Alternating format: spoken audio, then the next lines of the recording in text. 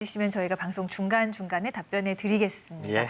자, 식물 영양소에서 찾은 3가지 항식품 중에 두 번째는 저희가 퀴즈로 준비했습니다. 네. 앞서 만나본 녹차의 카테킨 성분이 아주 탁월한 항바이러스 효과를 자랑했다면 이 식품은 항균, 살균 기능이 아주 탁월합니다. 예. 그림 살짝 좀 보여주시면요. 아주 즐겨 마신 사람들 중에 이런 분들이 계세요. 채식주의자였던 피타고라스가 매일 챙겨 먹었고요. 예. 공자님께서 몸을 따뜻하기 위해서 즐겨 드셨다고 합니다.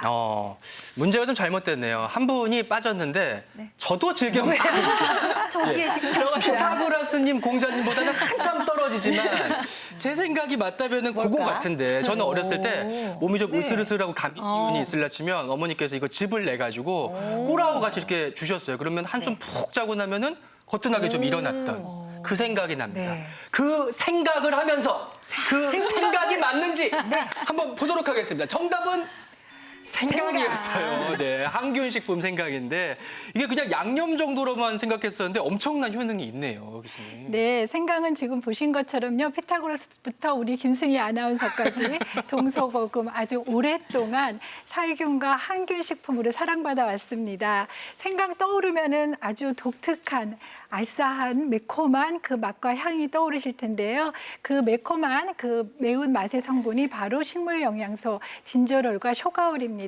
이 생강에 들어있는 진저롤과 쇼가올은요. 지금 말씀드렸던 것처럼 항균, 살균 작용을 하고 있기 때문에 각종 질병을 예방하는 것으로 잘 알려져 있습니다. 서울보건환경연구원에서는요.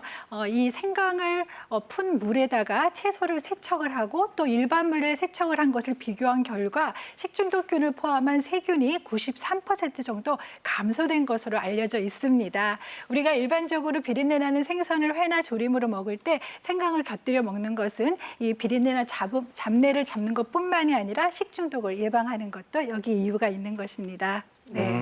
실제로 네. 이 생강의 진저롤 성분 같은 경우에는 아주 강력한 항염, 항균 효과가 있다라고 말씀드릴 수 있겠는데요. 각종 유해균이 우리 몸에서 생장하기 위해서는 이런 생물막을 형성하는데 그것을 억제하고 또 몸속 염증을 완화시키는 역할을 하기 때문에 강력한 항염 효과를 갖고 있다라고 보시면 되겠습니다. 이런 만성적인 염증을 조절하기 때문에 생강에 대한 연구들 중에서 관절염이나 대장염처럼 만성 염증이 있는 사람들에게 어떤 이런 대체 요법으로서 염증을 완화하는 데 도움이 된다라고 했었고요. 실제로 김승희 아나운서 한 잔 먹고 푹 네. 주무시면 좋아지는 느낌이 드는 거는 우리가 즐겨 먹는, 많이 먹는 이제 소염 진통제 중에 이소프루펜이라는 성분이 있는데 이것과 유사한 효과가 있기 때문에 아무래도 이런 소염 진통 효과를 기대할 수 있겠고 만성적인 염증을 오랫동안 잘 조절을 하면 암 발생을 예방한다라는 효과도 있는데요.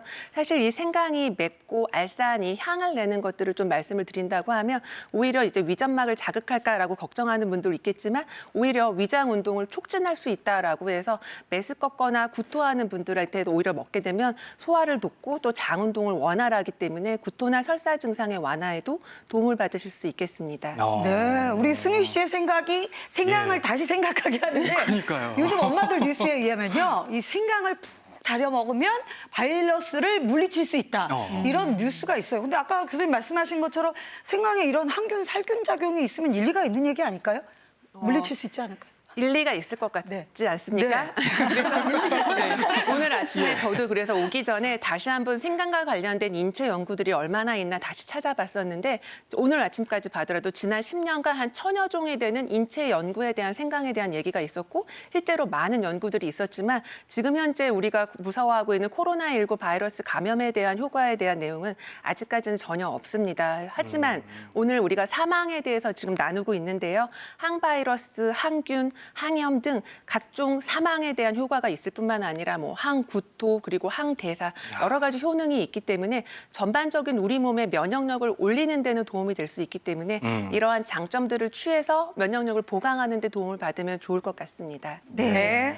기왕 먹는 거 좀 잘 섭취해가지고 도움을 더 많이 받으면 좋을 텐데요. 네, 어떻게 먹으면 좋을지 볼게요. 첫 번째, 껍질째 먹으면 노폐물이 쭉쭉 빠져나간다. 이런 뜻인가요?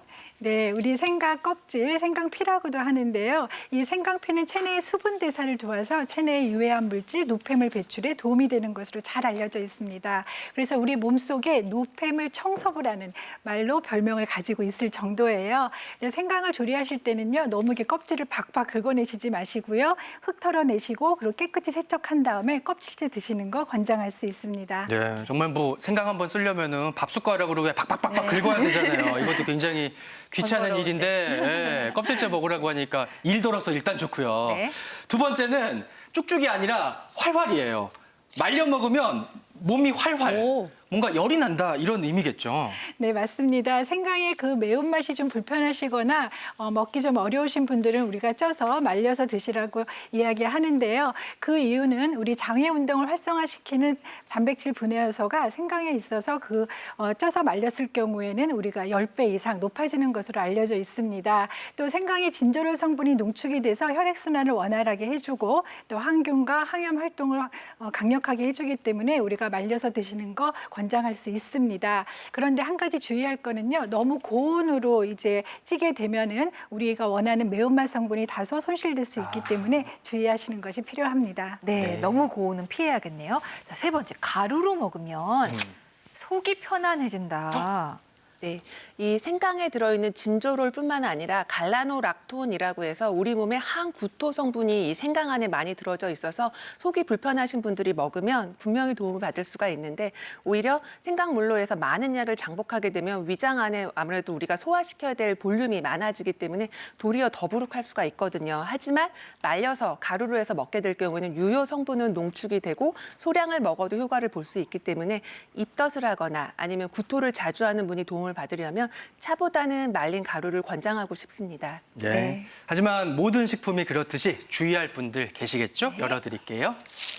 치질, 위, 십이지장 궤양, 고혈압, 불면증이 있는 분들은 주의하실 필요가 있다고요, 정 교수님. 맞습니다. 아무리 좋은 식품도 늘 과유불급이다라고 말씀을 드리는데요. 생강은 혈관을 확장하는 효과가 있습니다. 혈관을 확장하면 너무나도 좋겠지만 치질이 있는 분들이 오히려 혈관이 너무 확장되면은 치질 부위의 붓기가 더 악화되기 때문에 치질 증상이 더 악화될 수 있겠고요. 그 외에도 위점막을 자극할 수 있기 때문에 위나 십이지장에 궤양이 있거나 평소에 소화기 별로 좋지 않은 분들한테서는 오히려 위점막을 자극할 수 있기 때문에 도움을 못 받을 수가 있겠고요. 또 우리가 몸을 열을 내는 효과가 있다라고 했는데 도리어 몸은 따뜻해지는 것 같지만 혈압이 막 오르는 분들 아니면은 잠을 못 자는 불면증이 있는 분들한테서는 오히려 그러한 증상을 악화시킬 수 있기 때문에 주의하시는 게 좋겠습니다. 네. 네.